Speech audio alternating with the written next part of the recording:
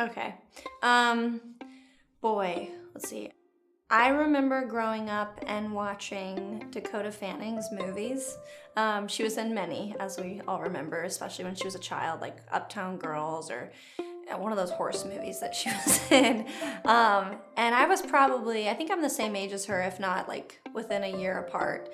And every movie that I watched, any movie that I watched, they were always affecting me in a way that was like, I want to be a part of that. But when I watched her, because she was my age, I was like, I would look at my parents and even get frustrated at times because it's like, I can do that. I need to be doing that. I want to do that. Why am I not doing that?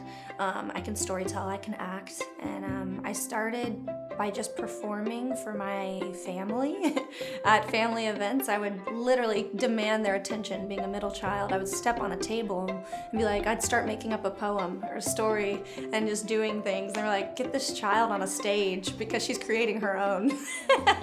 So I started with singing because I always was singing too. My mom put me into a Kids Count vocal contest in Alabama, and I got like second runner-up and won $150, and I was like, I could keep doing this. So I started with musical theater after that.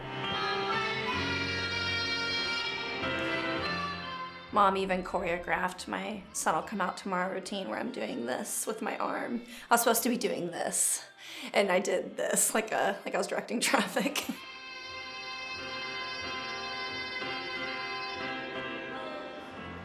I definitely think about my audience. When you're handed a role, it's like now you're putting your trademark on it and you're bringing it to life, and a director, a writer, everyone's trusting you to do that.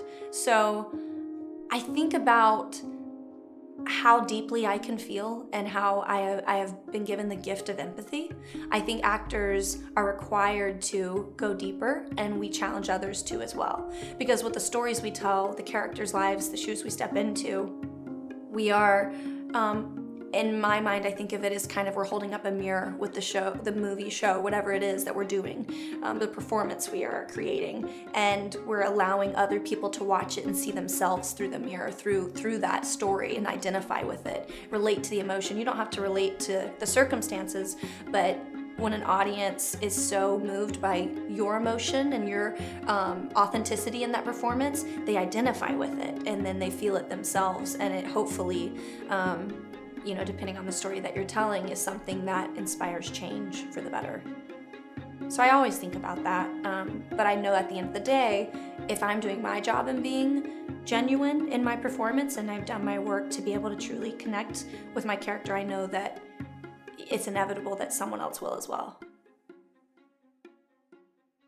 When I was 19, I started showing signs of what we know now as bipolar 2 disorder, and my father does have bipolar 2 as well, so it is in my genes. But I wasn't diagnosed officially until I was 21, and when I was diagnosed, I wanted so badly to see someone else like me who had it, who was like, hey, it's okay, and I couldn't find that. So I feel like with the gift of vulnerability and openness that I've always felt I needed to share, with that came, you know what, Lace, this is who you are, you're bipolar. You could hide it and try to appear one way to the world, or you could just be open and show others that it's okay to be exactly how God made you. And I get emotional thinking about it because it's still hard. It's not like it's I'm so much better because now I'm open and see I'm doing okay. And it's like, because I'm not always doing okay. And there are days where I'm like, this sucks, remember? Like, you're bipolar. Like, yeah, no, it does suck sometimes. And it is tough, it's a trial. It's not my fault though. And that's the message I want to send to anyone else struggling with any type of mental health illness or whatever, is that it's not your fault, and you're doing your best to be healthy and happy, and there are things stacked against you because we're in a broken world and it's going to be tough. But the point that I want someone else to know, and that I want to know myself, is that I'm not alone. I've learned that, regardless of whatever the hand that's been dealt you in life, you have to learn to make the best of it, and you have to learn to see both sides and celebrate the good, and just acknowledge the bad and rise above the best you can. And some days you can't, and some days you can. So it's been a journey, but I wouldn't be the actor that I am if I wasn't bipolar, honestly. I think at the end of the day, a couple of phrases that have stuck out to me in life that kind of guide my path is surround yourself with the people who celebrate you, not tolerate you. So it's like, you know, if there's a group that you're not fitting into, maybe there's a reason for that, because there are people out there who will celebrate you.